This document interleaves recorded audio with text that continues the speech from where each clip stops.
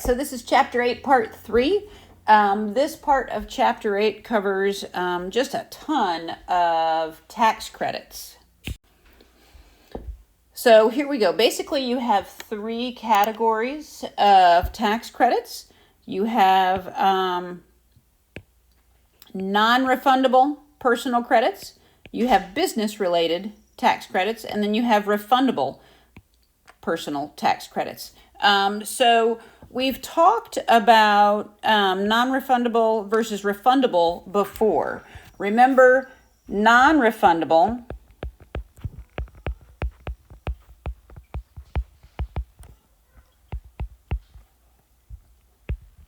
only bring tax liability down to 0, okay?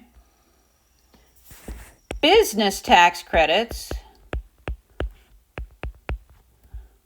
mostly only bring tax liability down to 0, but unused portions can be carried forward. So non-refundable, personal, let's do this.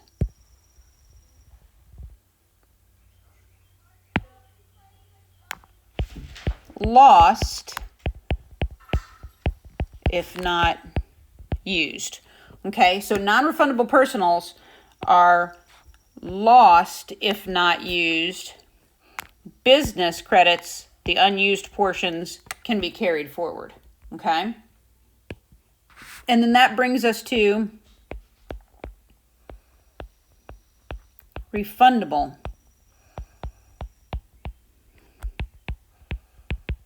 personal credits. Remember, those can bring tax liability below 0. So if we look up at these three categories, this is the order in which you would want to apply them. So if you had non-refundable personal credits, you would want to take those first. Next, you would want to apply your business-related tax credits to your tax liability. And then finally, you're going to want to use your refundable personal credits to offset your tax liability, because these allow your tax liability to go down to 0.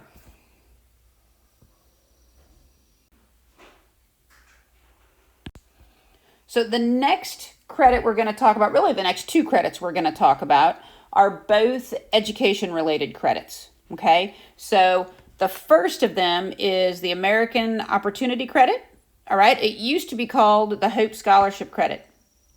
Now, there are some big differences between these two credits. So these are very important things. This one is for the first 4 years of post-secondary education only. All right. So, if you have a 5-year program or whatever, this one is only eligible for the first 4 years. So essentially, you could take this credit for 4 years. Okay. It's for eligible expenses and institutions. So what are eligible expenses? Tuition, fees, and books, okay? You must pay the expenses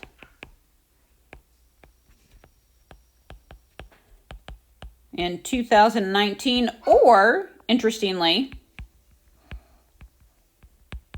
the first 3 months of 2020. Okay, so that's kind of cool. Here is a large difference between this and the next education credit we're going to talk about. This one is applied per student. So what that means, and it's eligible for the taxpayer's spouse, and the taxpayer's dependents. Okay? And amounts paid by your dependents are treated as paid by the taxpayer. So, for example, I have 3 children. It is entirely possible that they are all going to be in college at the same time. So, if they all qualify for this credit, meaning they're in their first 4 years of post-secondary education, all right, and they have eligible expenses, tuition, books, and fees, then I could get 3 American Opportunity credits because I have 3 children, okay? Now, this credit maxes out at $2,500. There is a phase out based on AGI, and that's again in those Chapter 8 schedules, okay? And there's a phase out for single and head of household, and then a separate phase out for married filing jointly. And again, we'll do examples of this, okay? And 40% of this credit is refundable, all right? So kind of take all of those things. Remember, the maximum amount of credit for this one is $2,500, all right? And it is phased out based on AGI. Now, the second education credit that Chapter 8 talks about is the lifetime learning credit, all right? Eligible expenses include tuition and fees, not books, all right? So that's a huge difference. Another big difference that we want to highlight is this includes professional education or graduate school, so it is not limited to the first 4 years, not limited to first 4 years, and it includes continuing education. So things like CPE would count for the lifetime learning credit, okay? Again, another huge difference. This is applied per taxpayer, and if you're married filing jointly, your return is considered one taxpayer. So in this situation, my same 3 kids, if they are all in college at the same time and they all qualify for the lifetime learning credit, they cannot all take the lifetime learning credit. I only get 1 lifetime learning credit for my married filing jointly tax return. Now, 2 of them could be eligible for the American Opportunity credit, and then 1 of them could be eligible for the lifetime learning credit, okay? But you only get 1 lifetime learning credit per married filing jointly return. So that is a huge limitation of this credit. 20% of up to $10,000 of eligible expenses. So the max for this credit is $2,000. It is also phased out based on AGI. It has different phase out amounts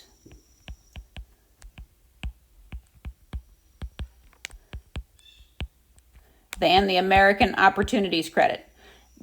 The phase-out amounts for the lifetime learning credit are also in that Chapter 8 schedule sheet. You will have access to those for homework, obviously, and for exams, okay? So don't worry about those things.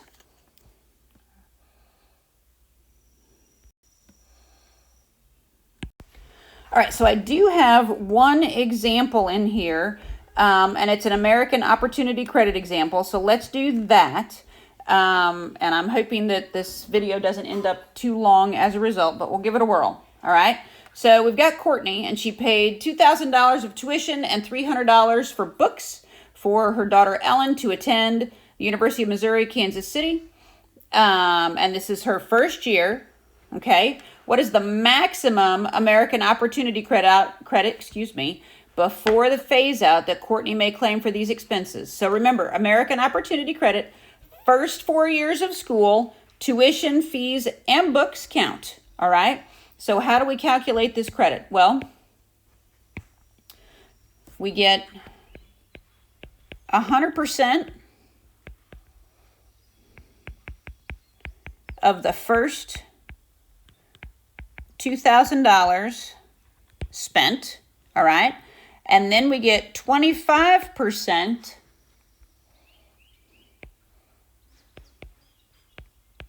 of the next $2,000 spent, all right? So what does that say for Courtney here? All right, so in Courtney's case, so we get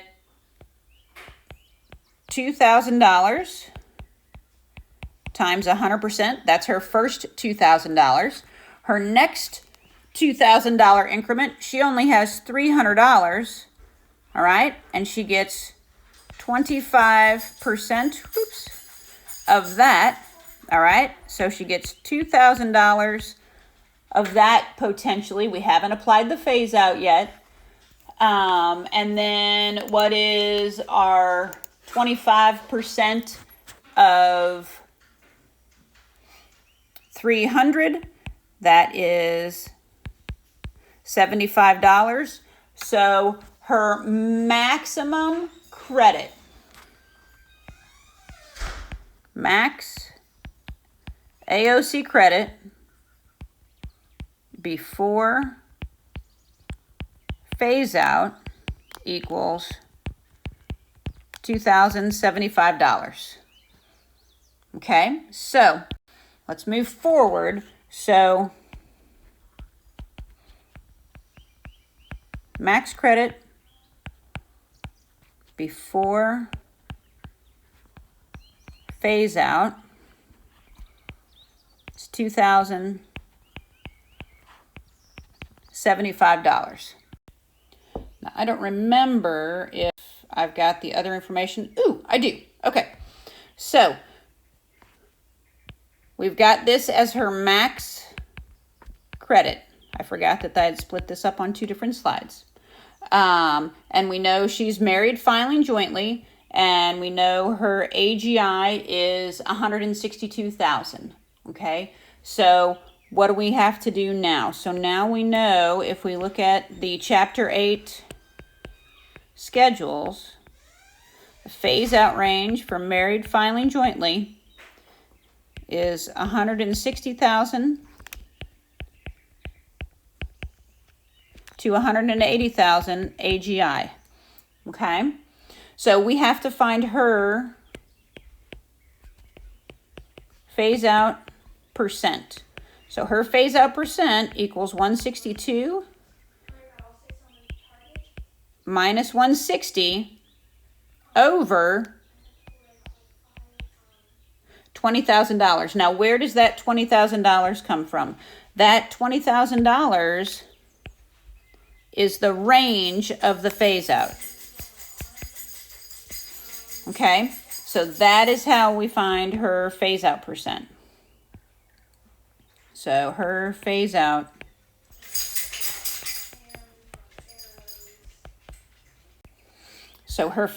percent then is, is 10%. Okay, so what does that mean? That means that we apply that 10%, so 2075 times 10% equals phased out amount. All right, so our phased out amount is $207.50 equals phased out amount. So her AOC credit equals 2075 minus 207.5, which equals $1,867.50. So that is her credit amount.